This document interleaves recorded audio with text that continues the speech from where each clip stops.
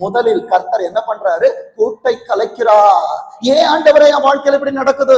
என் வாழ்க்கையில மட்டும் ஏன் பிரச்சனை வருது? உம்மை தேடினேன், உம்மை நாடினேன், உமக்காக உபவாசித்தேன், உமக்காய் நான் காரியங்களை செய்தேன், ஏன் ஆண்டவரே என் வாழ்க்கை என்று கேட்கிற தேவ பிள்ளையே, உனக்கான வார்த்தை இதுதான். கழுகு தன் கூட்டை கலைத்து, என் அன்பு தேவ பிள்ளைய, கூட்ட கலைச்சிட்டு நீ அழுது கொண்டிருக்கிற நேரத்திலே ஆண்டவர் உன் அலங்கோலத்தை பார்த்து கொண்டிருக்க மாட்டார்.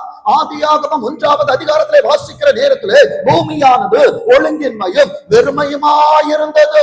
ஆவியானவர் ஜலத்தின் மேல் அசைவாடினார். உன் வாழ்க்கையிலே ஒழுங்கின்மைகள் அப்பா ஏன் இது என்று சொல்லுகிற நேரத்தில் ஆண்டவருடைய கண் பார்வையில் நீ இருக்கிறாய். நீ என்ன செய்கிறாய்? உனக்கு விரோதமா என்ன பாளையம் வருகிறது? உனக்கு எதிரான காரியங்கள் என்ன இருக்கிறது என்று சொல்லி ஒரு கழுகே தன் குஞ்சுகள் மேல் அசைவாடும் என்றால் உன்னை அழைத்தவர்